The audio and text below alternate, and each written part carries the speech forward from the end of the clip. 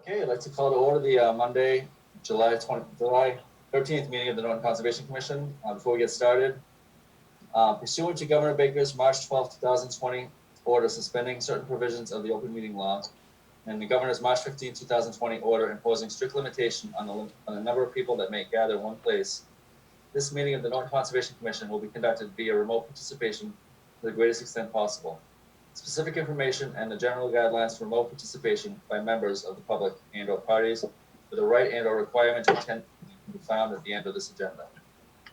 No in-person attendance of members of the public will be permitted, but every effort will be made to ensure that the public can adequately access the proceedings in real time via technological means.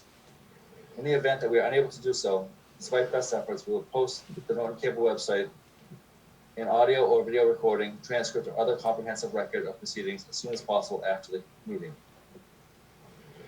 Okay.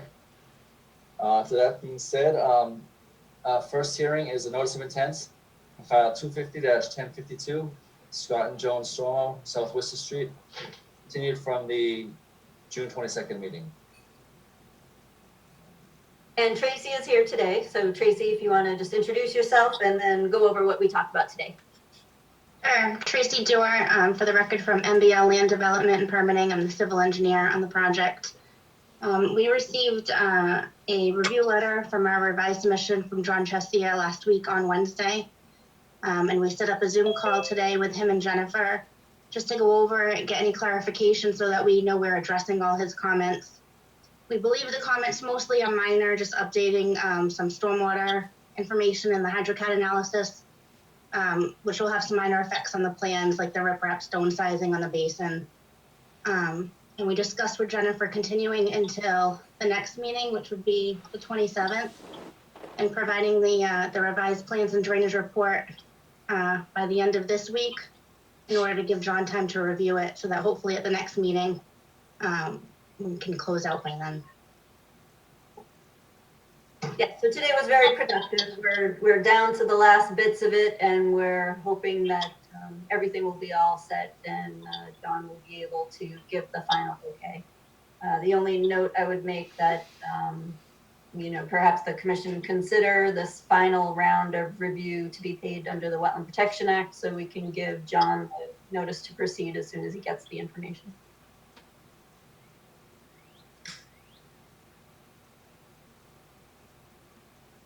So does the applicant reimburse us? You can require that the applicant pay for it under the Chapter 54, Section 53G. Yeah. But weren't they already paying it under that? Or is this? They were. Are you just talking about in an effort to get this off the ground? Correct. Okay, but then they'd reimburse us afterwards. If that's the commission's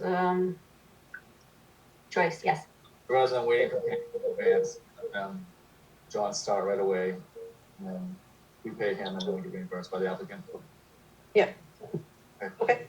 You need a motion for that, or just... Yeah, go ahead with that, please. Okay. I'll make the motion to use the Wetlands Protection Funds to pay Chesia for his hopefully final round of reviews for file number 250-1052 to be reimbursed by the applicant. I'll second that. Oh, damn. Got a little reverb there. Oh, okay. I'll turn this off. I'm in the meeting twice. Doesn't second it anymore.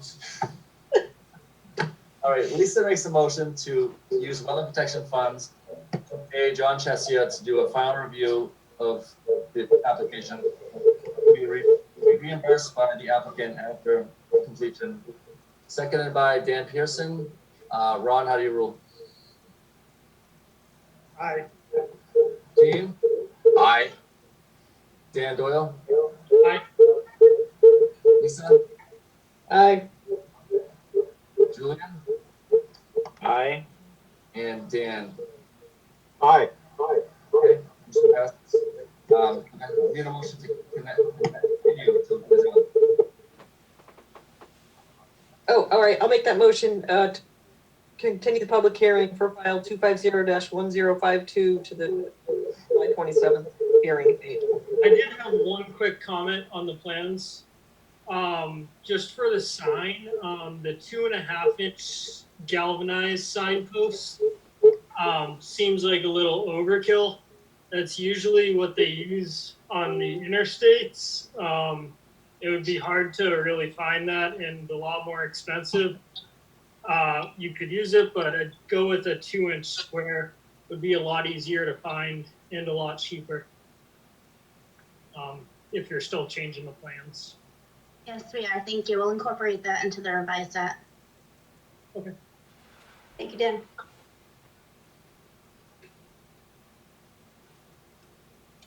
So I think you have a motion right now. I'll motion on the floor. And I'll second the motion for the continuation. Okay, Lisa makes a motion to continue the public hearing for file 250-1052 to the July 27th meeting, seconded by Julian. Ron, who will? Aye. Gene? Aye. Dan, Doyle? Aye. Lisa? All right, Julian? Aye. Dan Pearson? Thank you, Tracy. Thank you, Tracy. Thank you. Okay.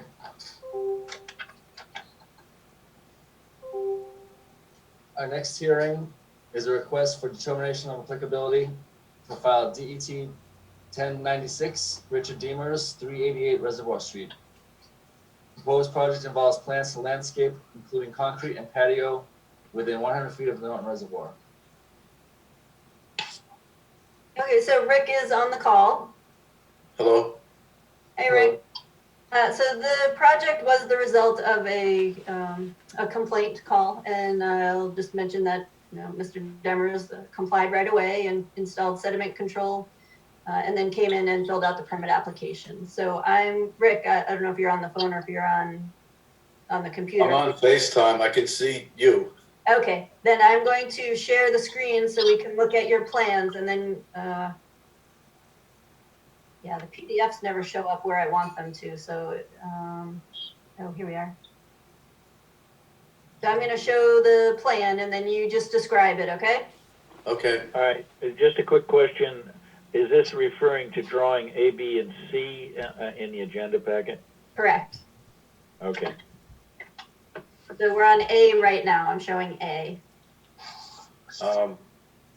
I can't see it, so I can't describe it. Yeah, it's not up on my screen either.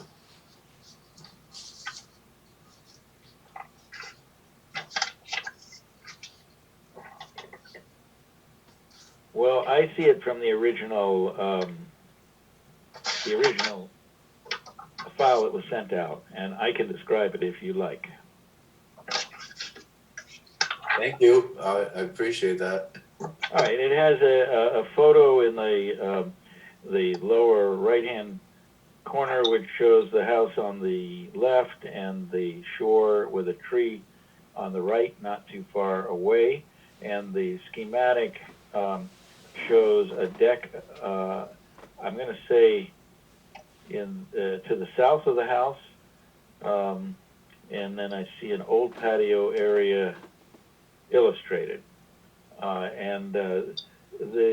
That deck is on the shore or just close to the shore? Jennifer, you or whoever. It's the deck itself is probably about 20 feet from the shore.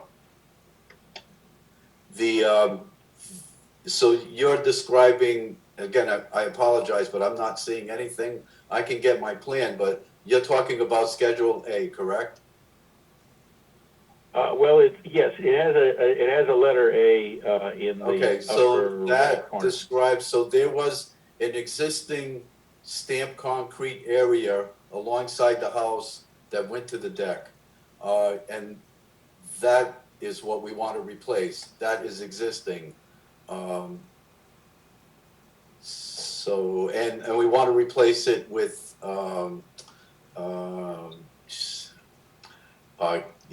they escape me right now, but blocks. Pavers? I'm sorry? Pavers? Pavers, correct, yes, thank you. So that was part A. I broke it down into 3 parts, because we're doing 3 different things, or hope to. All right, a quick question then on this. So you're going to replace an existing impervious surface, it looks like, with the old patio area. Oh, I guess there's a new, Right, it's labeled a new, I can't read the word there. New yeah, we something were area. expanding that, just a little bit beyond what the existing one was. All right, Correct. and then the deck is at the same level or raised up from this paver area? Well, there's steps, so it's, All right, so is that an existing deck? yes, it is. I see, okay. The only thing new that we're talking about there is removing the Stamp Creek concrete uh, surface that was there because it cracked almost right away. We put it in about 13 years ago when we redid the house. And so that's why we're replacing it with pavers. And we hope to, when we get to C, I'll talk about that, but the same type of paver would go into when we get to Exhibit C. So as I see it being described, there's no change in the elevation of your current concrete pad and No, none at all. the pavers, okay. Correct.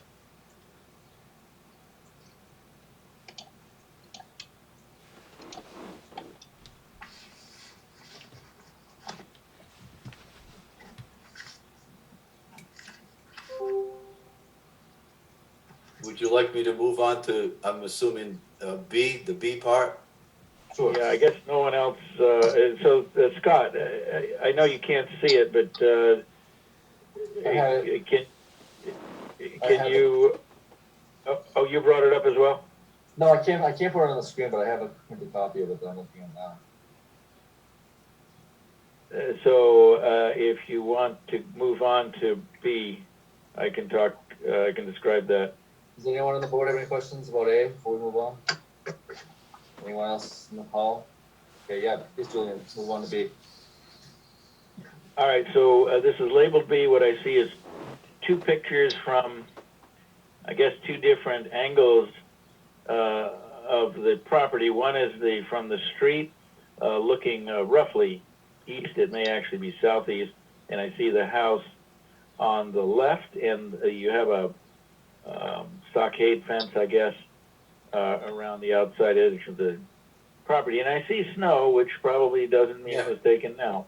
And then I can't really make out the upper photograph. Maybe you can describe it since you know how B was put together.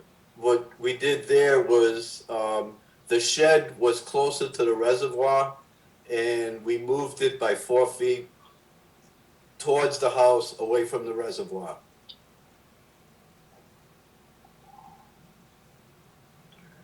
All right, and then on the printed portion, I see there's an existing wall with a couple of trees illustrated, and then it comes around at the edge of the lake.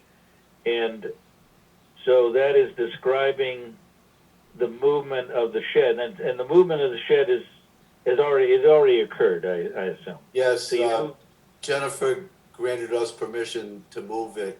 Again, I apologize.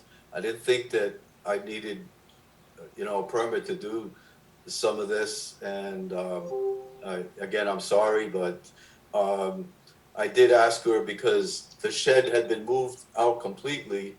So we put it back where we're asking you to put it. But again, I would, point out that it's closer away. It's away from the reservoir and closer to the house. So just for clarity for me, there's no excavation or change in elevation. It's just slid back 4 feet. That's slid forward 4 feet towards the house. Well, it's slid away from the edge of the lake 4 feet. Yes, correct.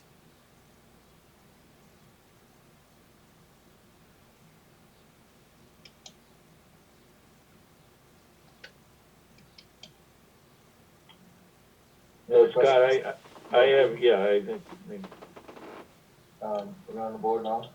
Okay, you guys ready to move on to C? Julian, please, run us through it. yeah, let me click on that. So what I see on Plan C, I see the edge of the reservoir at the top of the plan. There is a photo in the bottom center, which looks like it was shot from the railing of the deck heading toward the shore of the reservoir, pointed in the direction of roughly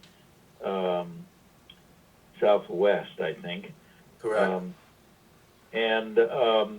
There is an illustrated stone wall, some of which is labeled existing. I think we saw that on the prior plan in B. And then another wing of that same stone wall, same arc of the stone wall, but on the right-hand side of the plan. I don't know, yes, I guess you can make it out in that photo. And then there seems to be a proposed section with what looks like a fire pit in continuity with the two existing sections that just kind of arc around near the edge of the reservoir. That's correct. So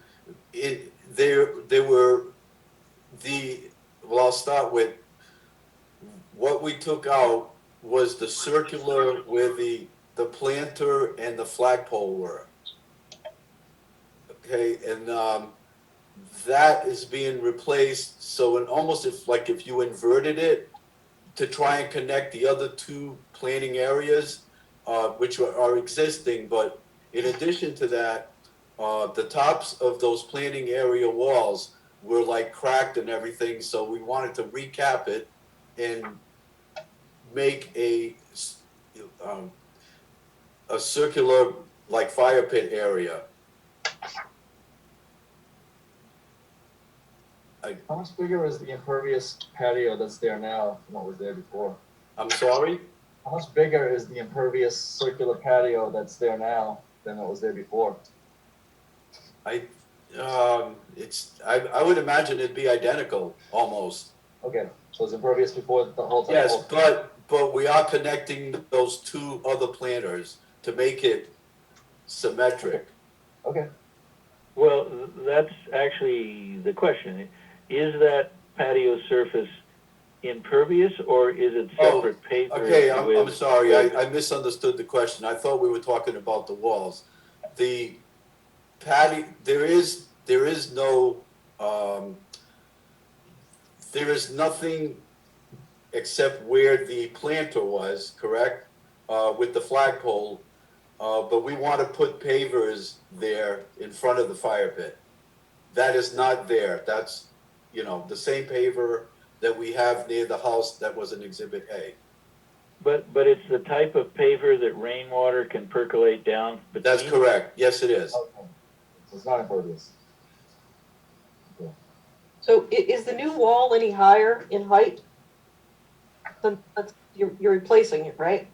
No, not replacing. Oh, the new wall? The new wall will be a little higher than the existing walls to protect the wind.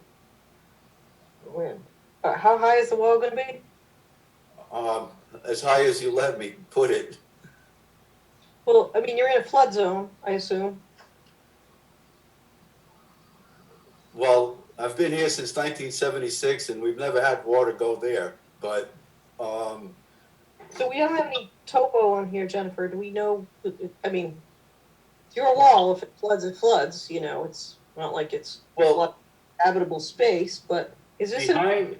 I should explain that behind there is a retainer. There's an existing retainer wall that's been there since we've bought the property. That's behind of what we were doing. We're not touching that. That wall is there. Staying, and you're building one behind it on the upland side, closest. Yes, that's correct.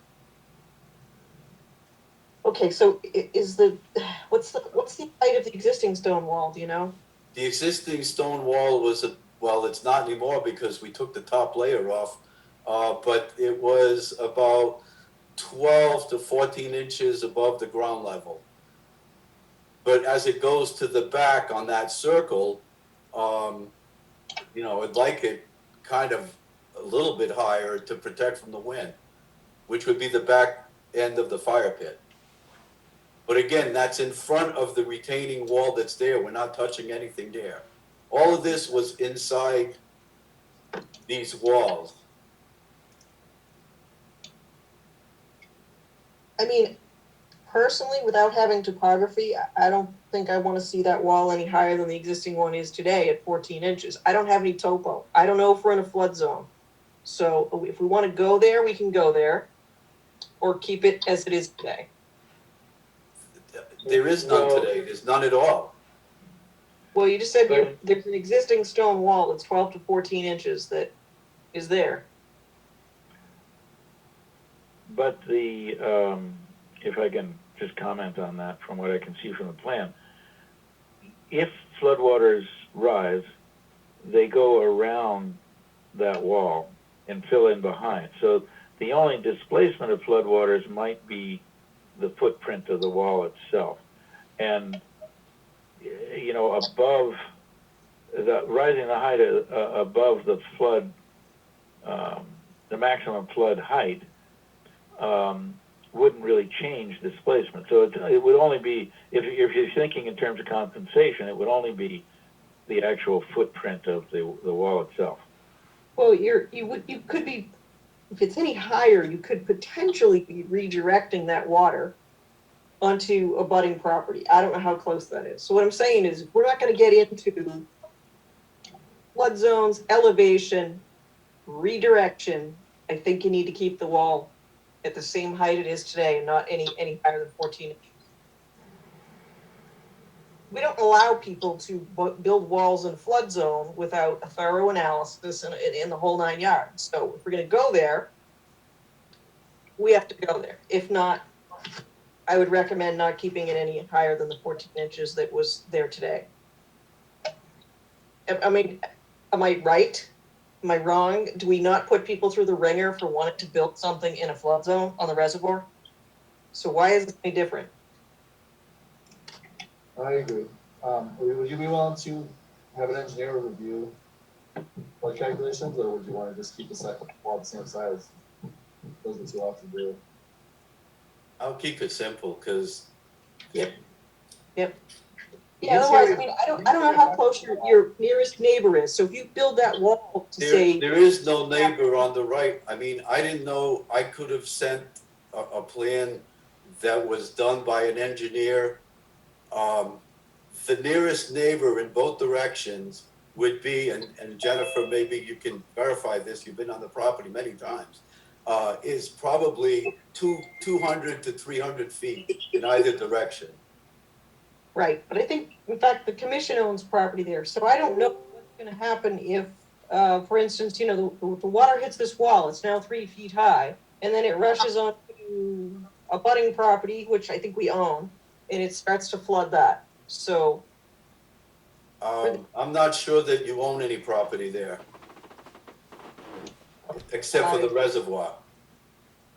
Okay, I thought there was an access point that we own. So anyway, typically we will not approve a new stone wall without a thorough engineering plan, reasons looking at redirection. So that's why I'm suggesting that you keep it at 12 to 14 inches that's there today. Because you have to go through engineering like everybody else and do a proper filing. I mean, is the wall, I assume the wall's not built yet. It's not. Part of it and the pavers are not in yet? The pavers are ordered, yes, because, I mean. Okay. So what part of the work was done prior to us getting an alert from somebody? We removed the flagpole wall that was there. That, might have been, so the circular thing, if you can read the diagram where it says orange, and that shows the picture, you can see that was what was there.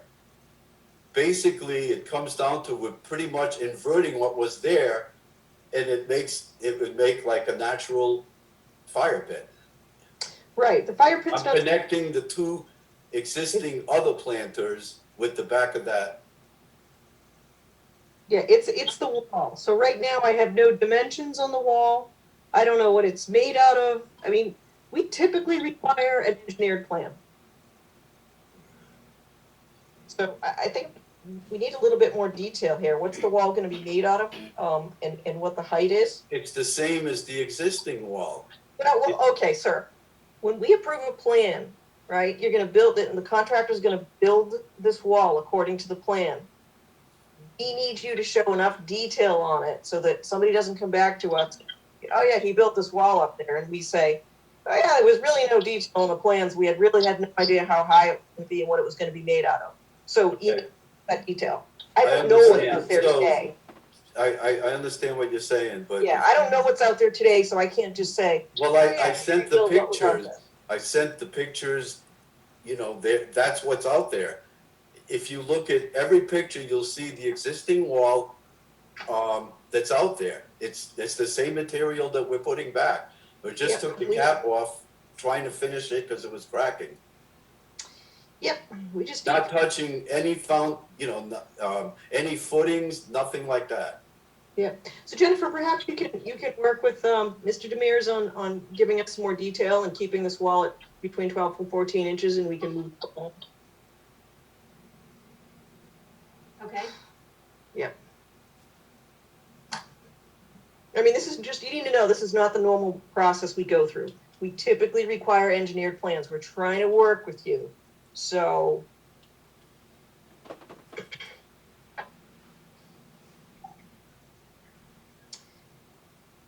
So I'm hearing your opinion. Is that everybody's opinion? Is that how it works? Everyone's opinion. Well, No, I'm just asking, no, I'm just one maybe I person. wasn't articulate enough in trying to explain, so I apologize for that, but. Well, it's also what's on the plans and what we're really approving. So no, I'm just one person. It's just my opinion. no, Okay, it's but again, I want to reiterate, I'm trying to address, Ms. Carosa, your, when you said you're concerned about the neighbors, there are no abutting neighbors. The reservoir, I mean, for at least, I would say 300 feet, in either direction, west or east. it's not just the neighbors though, it's consistency.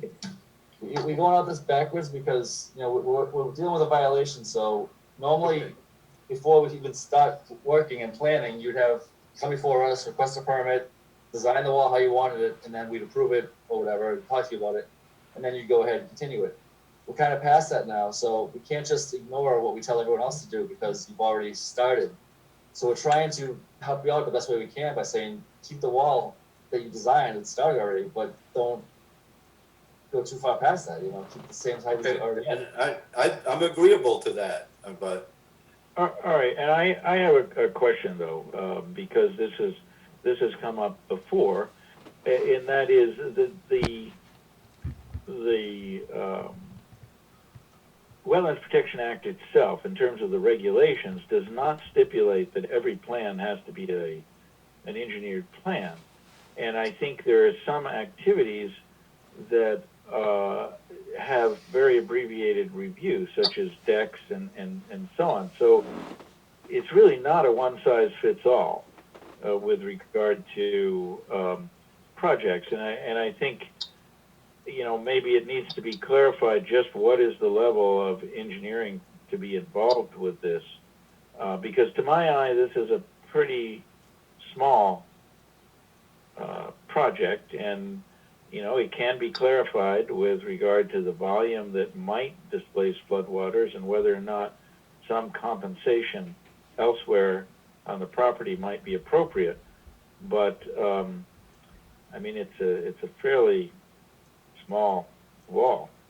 I totally agree, but typically we would have topo, we would have a detail on the wall, we would have the flood zone on the map. We'd have more info in order to make a decision and to approve it. But the fact remains, I have an open emergency order, and I've tried to get my surveyor to complete the job, but in the times of COVID, it just isn't happening. So this is the reality of where we are right now, and it So would if be Mr. really. Davis can work with Jennifer to just get a few more details on this plan, I think we'll be all set.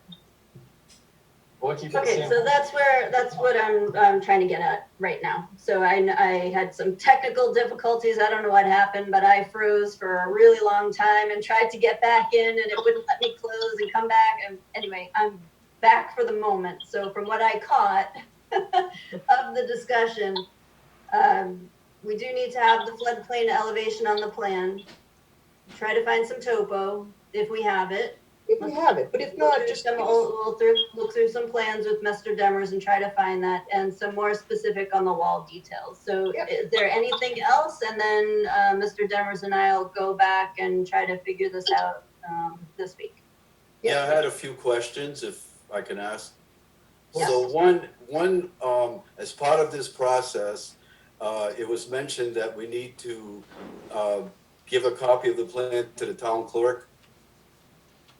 That's the requirement under COVID right now. Yeah, I tried to contact them. I spoke to Ms. Longhurst. I tried to send the plan and it keeps getting rejected. So I Yeah. want it noted that I did try and do it. Yep. Okay. Okay. Mr. Demers, did you do it by email? Yes. Okay, 'Cause so I asked her if I could do it, because I can't go in person, obviously. And she said that was fine, although she wasn't aware she was supposed to do this, but she said she'd accept it. So I just wanted to make you aware of that because other people may run into that situation. Yep, that's okay. If you Okay. print the email that was returned to you that says undeliverable, and that's fine. Just you can get that to me.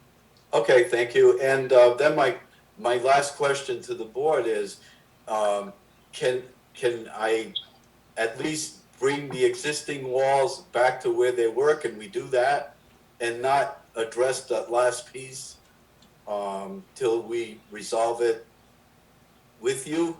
Is that okay? Can I It might put be the easier pavers if I in? just come out and meet with you. Okay, thank you. Okay. Thank you. Have a good night. Thank you. Yeah, it would seem Hold on that one the second. existing, yeah, it would seem that the repair of the existing wall is a maintenance issue. So from my perspective, I would think as long as there's no change in the final elevation, that repairing it it's a new wall. is within the scope of maintenance. That's correct. Right. Thank you. It's a new wall, is it not? Portions No, of it they're- are new, and portions of it are existing. So Okay. a little tough when I cut out and I couldn't show the plans, and we'll try to get pictures for next time. Okay. But yes, Mr. Demers and I will meet sometime this week, and we would continue the meeting to the 27th. Thank you. Thank you, sir. Can I sign off now? Well, Mr. Chairman, Yes, sir. if there is a time for now a motion for continuation of this hearing to, what was the date? I missed that. The 27th? Correct. I make that motion. Second.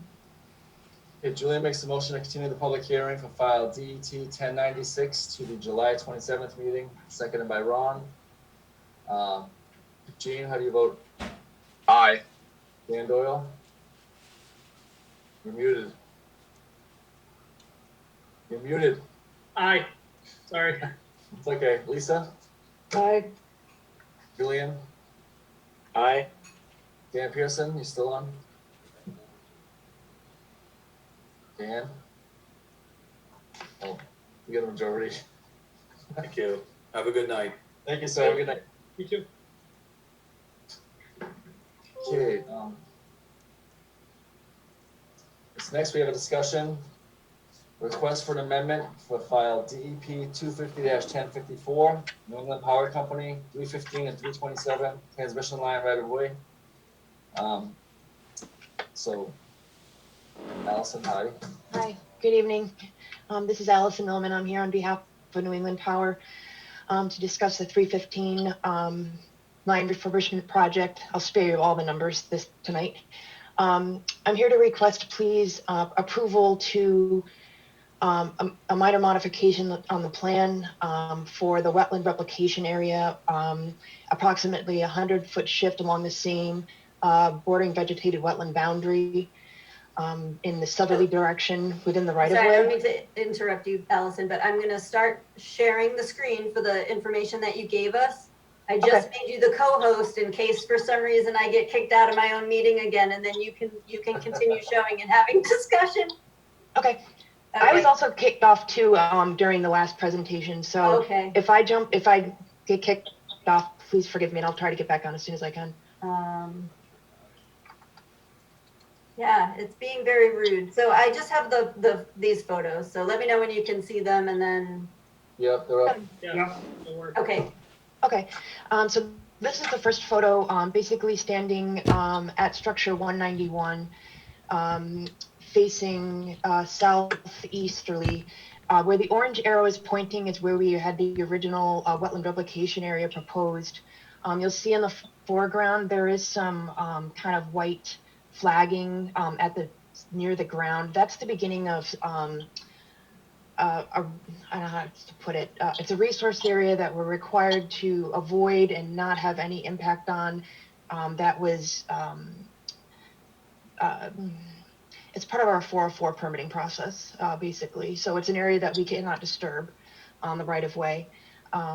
And so because of this area that was identified, as well as the constraints that we have where we need to do our wetland replication on fee-owned property, we shifted it farther away from this resource area along the same wetland boundary, approximately 100 feet southerly direction, to also be on the right of way. The same total area of wetland replication is proposed, so it's still going to be 481 square feet to provide one-to-one replication for the incremental fill associated with the structure installations.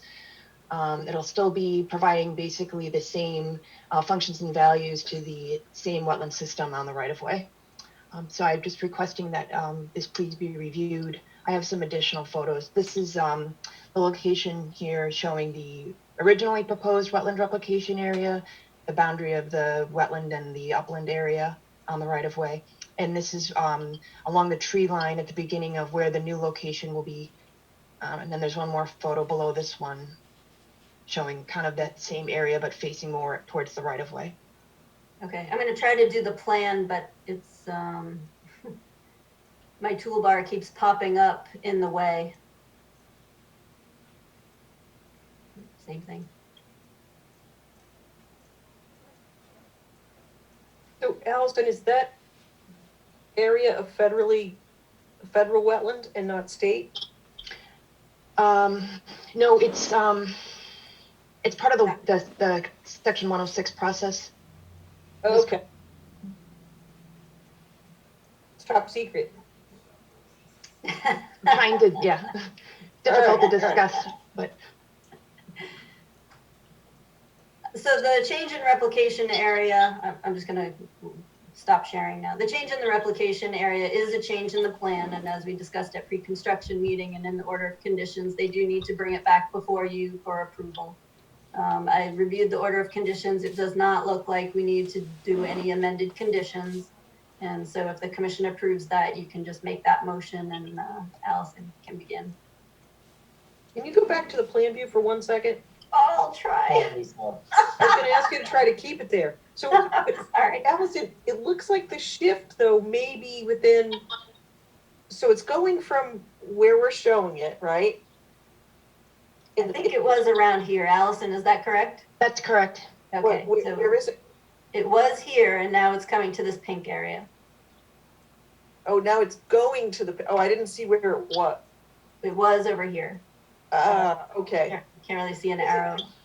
I was looking at it because I'm saying it almost looks like it's where you would, it looks like a swath that's been maintained, I thought, for access. So it's actually better off in that corner. But how are you going to get there? How are you going to get it? Do you have to destroy, vegetation to get that far back?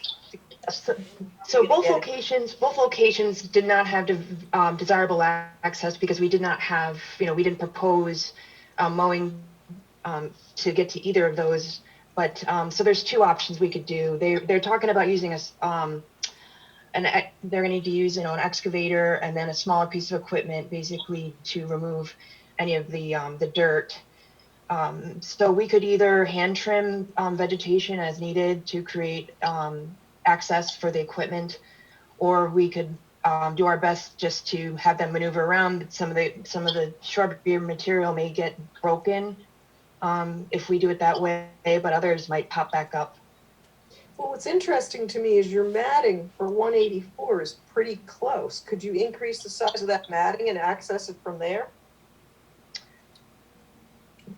We could do that if that would be approved by the commission, if that would be Does a that make sense to preferred you, Jennifer? alternative. 'Cause otherwise, how Yeah, would you get in there? It looks better to me too. yeah, that might make it easier for you, Allison, to get in there. Okay, that would require just approval from our Army Corps reviewer as well.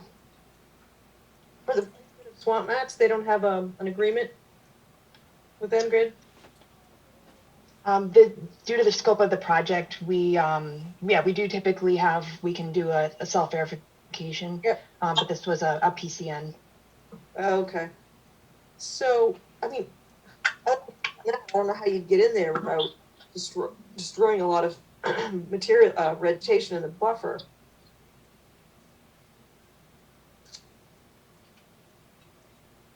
So is that something you just want to scope out and get back to us? I mean, you can approve the amendment of the physical location of the replication area, but I think we just need a little bit more on how you're going to get to it, and then how that's going to be restored. So if you have to clear a path just to get there, then you'd need some restoration notes on that. Okay, would the thought be if it would be something that we could report back on if they're able to not destroy vegetation when they get in there? Could we just prepare a report and then if demonstrating that? Well, I'd want to see it. I personally would want to see the path on this plan. So in other words, you showed how you're going to get everywhere else, and this is so far in. I would want to see an access path on this plan. So I assume somebody would go. I mean, typically in a situation like this, you went out into the field to figure out where the replication was going to go, but perhaps you want to take advantage of a route that has some cleared vegetation already, or that doesn't, the vegetation isn't as overgrown. So I would want to see that mapped out, and sketched in the field, and then put on this plan. Okay. And then think about increasing the width of that swamp mat to reach the wetland, to reach the area, and then you don't have to take the equipment all the way around. Whatever easier. Okay, so is that something we can give her a letter with those two options and say that you're calling that a minor modification to the permit, or what do you want here? You just want to update this plan, right? And either you can figure it out beforehand, or you're going to get this plan to the contractor with the option of either one, right? With the largest pad at 184, or showing a viable access from probably the pad at 185, right? Not north. Yeah. Yeah, when we looked at it in the field, it looked like the best access was along the tree line. For the most part, it's maintained right of way. I mean, there are some, like I said, there's some smaller like pine saplings and things like that could potentially get damaged if they walked a piece of equipment down there. Okay, and would you be restoring it though? Is that just buffer zone? I can't tell. It is buffer zone, yes. Okay, so whatever the path of least resistance, whatever the easiest thing is with the least amount of vegetation destruction, right? Mhm. Makes sense. That's approved by Army Corps.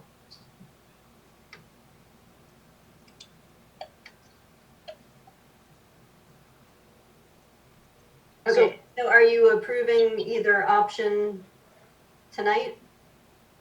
Yeah, I would like to leave it open for whatever works, whatever's the easiest that results in the least impact. But they can go either way. And then just tell us which way you went in the end, I guess. We don't need to approve it again at the meeting, do we? We can approve it now? No, I think we're giving them their option. Okay, That's what I'm trying to get at. So tomorrow, tomorrow I can write them a letter. Yep. That says what your vote was. You're approving either option. They're gonna get back to us on which option and then show it on the plan, but that they don't need an actual amendment to the order and that they can proceed as soon as we get the information. right. Well, I mean, I would vote to issue the amended order, because the amended order is just for the location itself. Thought we weren't amending the order. Hmm? Are we actually amending the order, the conditions in the order, or just the location of the map, right? It's just gonna be the map. Yep. Okay. So none of the language in the order has to change, right, Jennifer? Does it? Right, that's what I'm getting at. You don't need to do an amended order because you're not gonna change any of the conditions. You're just sending them a letter saying you reviewed their request and it doesn't require an amended order.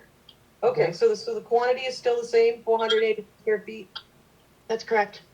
Okay. Do we need a motion to move this forward, or? Yeah. So I guess I will make a motion to approve the request approve the requested change in the location of the replication area for 50-1054, with the understanding that we're going to send a letter giving them the option for accessing the replication area. And they will just give us a final plan showing the selected route. That's a long, but that's it. Well, I will approve that motion. Second, you mean? Second, whatever, yeah. I got it. Lisa makes a motion to The long one. request a change in the location of the replication area for file 250-1054, with the understanding that they will modify the figure to show both access points and use the one that is the least intrusive and proceed with the work. Yeah. Together. Allison, unless you know which one you're gonna pick, if not, we'll just leave it. I do have some thoughts on this. The fact that right now, due to like the outage schedules, they are focusing their work on the 327 line, which is the line that's on the easterly side of the right of way. So they don't have the matting right now installed at 315. So I'm thinking that based on the costs associated with the matting and them having to go in, and I think they're going to prefer to try to do an upland route. And plus the fact that I have to get approval by our core reviewer. If I find a location that's least invasive for their equipment, and I mark it up on a map, if they do end up damaging some shrubs, would it just be okay for us to, as part of the replication, replant some shrubs in the buffer zone? Yeah. Okay, I'm thinking that's probably how this is going to end up moving forward. But I just wanted to talk through that and make sure everyone's comfortable with that. Okay. Okay. So the motion has been seconded, and I just need to get Ron. You approve? Aye. Gene? Aye. Dan Doyle? Aye. Lisa? Aye. Dan Pearson? Aye. Yeah. Did you hear me say aye, by the way, for the last group? Yes. Yeah. Okay. Oh, all right. Oh, good. Sorry. Okay. And Julian, did you vote? I haven't voted yet, but I'll say aye. Okay. Motion passes. Thank you, Allison. Okay, thanks. Everybody have a great night. Bye-bye.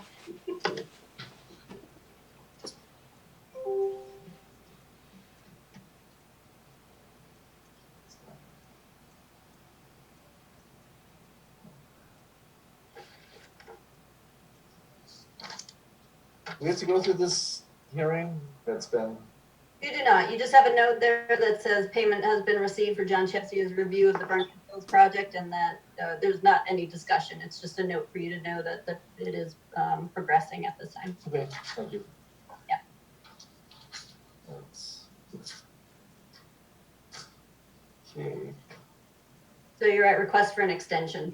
Yep, so we request for an extension for file DEP, file number 250-996, request for a 1-year extension, Thomas Powers, 19 King Philip Road. Proposed project is to raise the existing house above the floodplain elevation within 100 feet of wetlands and within the 100-year flood. Correct. Work has not started, but I'm just gonna unmute Bob in case he wants to chime in here. But work hasn't started on the project, but they have requested an extension for 1 year. I'll issue Yes, that. I'll make a motion to issue an extension, a 1-year extension for file 250-996. Second. Lisa makes a motion to issue a 1-year extension to file DEP 250-996, seconded by Dan Doyle. How do you vote, Ron? Aye. Gene? Aye. Dan? Doyle? Aye. Lisa? Aye. Dan Pearson? Aye. Julian? aye. I'll move. Thank you. Sir? Thank you. Okay, next we have draft minutes from the June 22nd, 2020 meeting. Any questions, comments?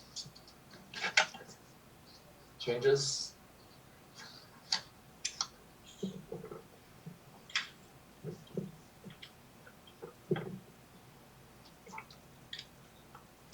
Was that the second? Sorry. 22nd? Was that July 2nd? June 22nd. June 22nd. June 22nd. Oh, I have that one. was it? Is that in the last package? I don't think so. Package. Get it another time? You don't have that one. I don't either. I just noticed that. All right. Okay, well then, It's the last package. I have the last one right here. Okay, yeah, I thought Melissa was gonna send that separately, but we'll just continue all of that to the next, all of them? yeah, Okay, all of them to the next meeting. sure. Okay. Okay, no new business? Yeah, I don't know if that was, if I was supposed to send those or not, but I guess so. Well, we have the 2nd, right? We have July 2nd. Yeah, in the executive session. Want to do that now, Jen? Or do we order? Well, if you have it, sure. You have it, okay. So the regular meeting for July 2nd, questions, comments?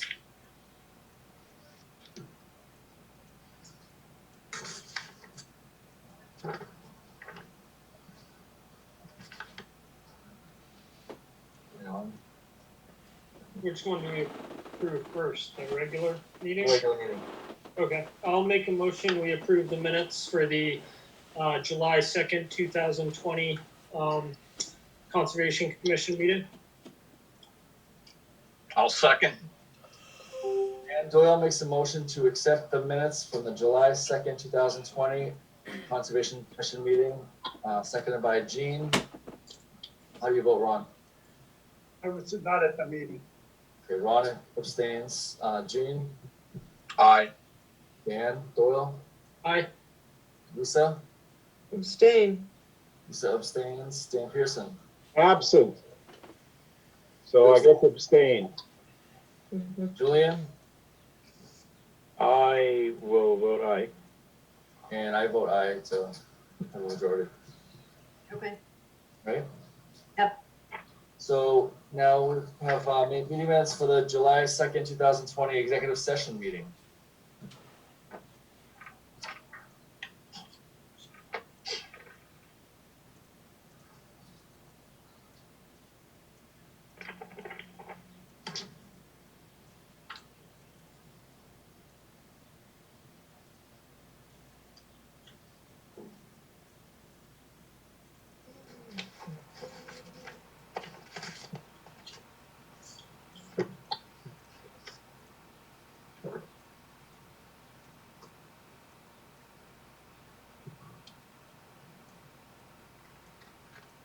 Okay, I'll make a motion to approve the executive session minutes from July 2nd. I'll second that. Okay, Lisa makes a motion to accept the Thursday, July 2nd, 2020 executive session meeting minutes. Seconded by Julian. How do you vote, Ron? Abstain. Yep. Ron abstains. Gene? Aye. Dan Doyle? Aye. Lisa? Aye. Dan Pearson? Absent. Right. Abstain. And Julian? Aye. Okay, so moved. Minutes are accepted. Okay. Okay. Okay, now we just have an update on violations. There was a new violation this week at 1 Gaffney Farm Drive, but we've been working all week on preparing the permit application for them. 388 Reservoir was the previous violation, and he submitted the permit application, so you can review that this evening. And that's the updates for those.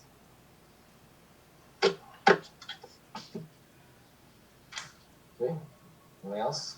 All right. One more motion. Come on, guys.